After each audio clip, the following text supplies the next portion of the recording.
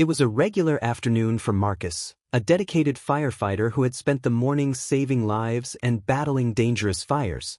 After a long, exhausting shift, all he wanted was to stop by the local bank to handle some routine paperwork. He thought it would be a quick, easy errand, something to check off his to-do list. But he didn't realize that his visit to the bank would change everything. As Marcus walked through the bank's glass doors, he felt the familiar, cool air conditioning greet him. The soft chime of the doorbell echoed in the otherwise quiet lobby. He walked up to the counter, where a middle-aged bank clerk named Mr. Donovan was working. He had seen Mr. Donovan around the neighborhood before, but today, the man didn't even acknowledge Marcus's presence at first. "Good afternoon," Marcus greeted politely, flashing a smile as he placed his forms on the counter. But instead of the friendly reply Marcus expected, Mr. Donovan looked at him with a cold stare. There was no warmth in his voice as he asked, "What can I help you with?" "I need to fill out some paperwork for my account," Marcus explained, trying to keep things professional. Mr. Donovan's gaze lingered on Marcus's firefighter uniform for a moment. His lips curled into a slight sneer. "I didn't realize firefighters were into paperwork," he said, his tone dripping with sarcasm. "Shouldn't you be out fighting fires instead of filling out forms?" Marcus was taken aback. He had dealt with rude people before, but this was different. The way Mr. Donovan spoke to him, with such disdain and arrogance, made Marcus feel small. It wasn't just the disrespect, it was the assumption that because he wore a firefighter's uniform, he couldn't handle simple tasks like this. Marcus, a man who had saved lives countless times, was now being belittled.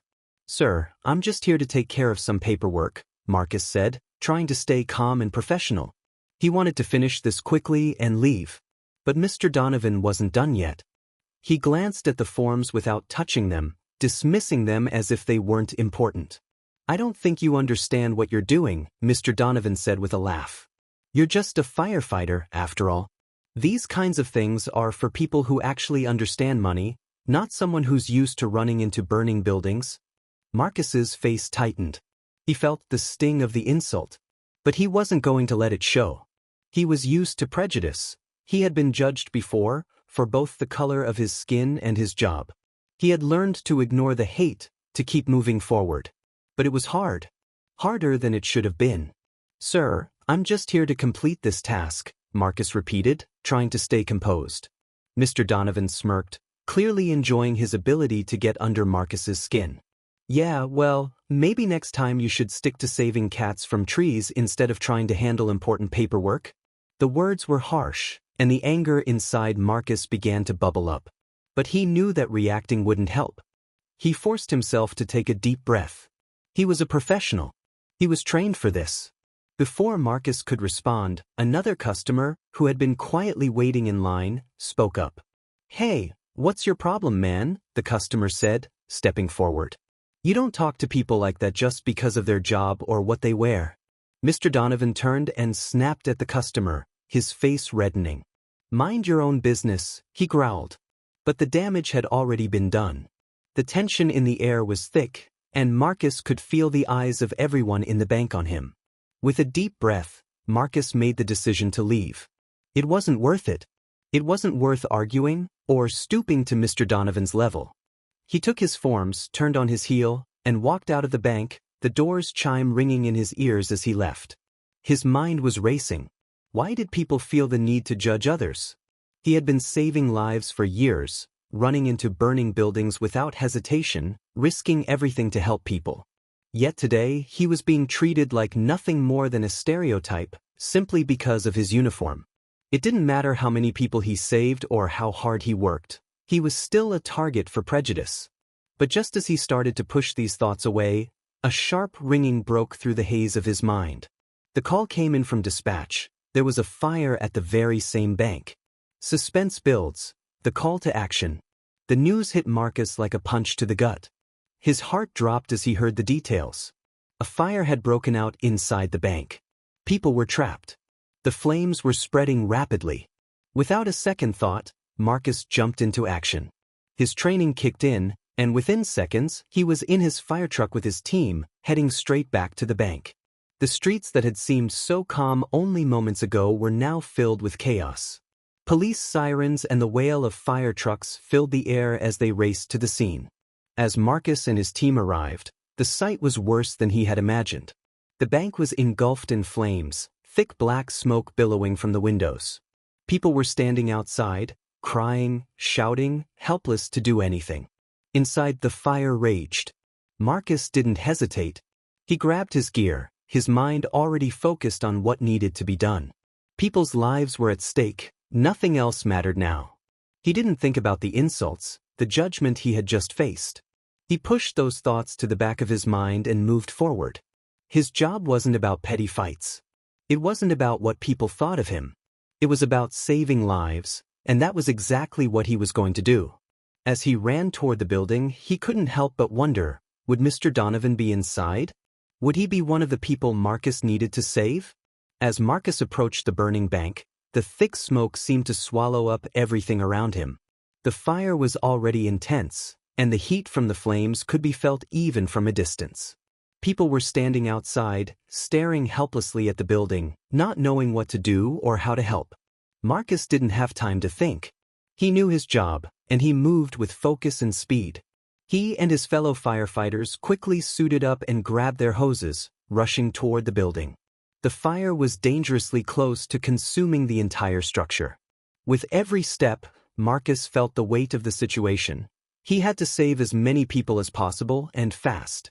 Inside, the air was thick with smoke, making it difficult to see. The fire was out of control, but Marcus had a job to do. He couldn't afford to waste any time.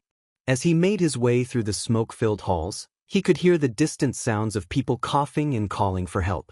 His heart raced as he shouted to his team, "We need to get everyone out, now."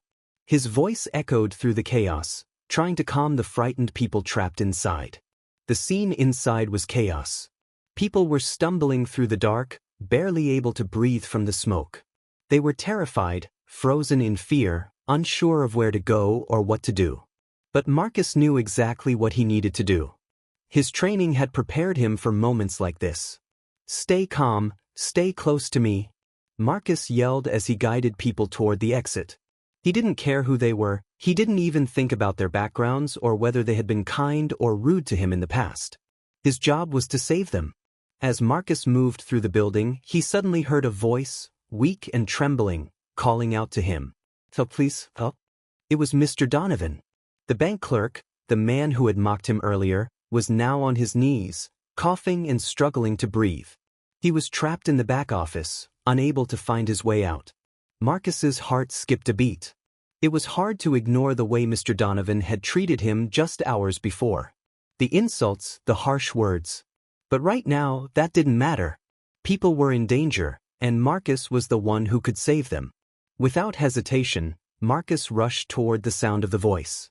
"I'm here, Mr. Donovan." "I've got you," Marcus said, trying to sound as calm as possible. Mr. Donovan looked up, his face pale and covered in sweat. His eyes widened when he saw Marcus. "I'm sorry," he gasped, his voice weak with fear. "I didn't mean what I said earlier. Please, help me." Marcus helped him to his feet. "We don't have time for that now," Marcus said firmly. "I'm getting you out of here, don't worry." As Marcus led Mr. Donovan through the smoke-filled hallway, they passed more people. People who had been trapped, people who had been too scared to move. Marcus guided them, helping them one by one, until they finally reached the exit. Outside, the air was fresher, but still thick with smoke. The firefighters worked together to control the fire and make sure everyone was safe. The fire was still raging, but it was no longer the uncontrollable beast it had been before. With the help of his team, Marcus had made sure everyone inside was out. Once everyone had been safely evacuated, Marcus stood in the parking lot, breathing heavily. His hands were shaking, but he refused to let himself show weakness. He had done his job, and he had saved lives. But as he looked around, he noticed something strange. Mr. Donovan was standing by the fire truck, staring at Marcus with a different look in his eyes. Gone was the sneer, the judgment, the arrogance. Now, all that was left was guilt and gratitude. "Marcus," Mr. Donovan started, his voice shaky. "I owe you my life. I'm so sorry for what I said earlier. I didn't realize." Marcus turned to face him, his expression calm. You don't owe me anything, he said softly. I did my job. I didn't do it for you or for anyone else. I did it because that's what I'm here to do. To save lives. But Mr. Donovan wasn't finished. He stepped closer to Marcus, his eyes filled with remorse. No, Marcus. You don't understand. I was wrong about you.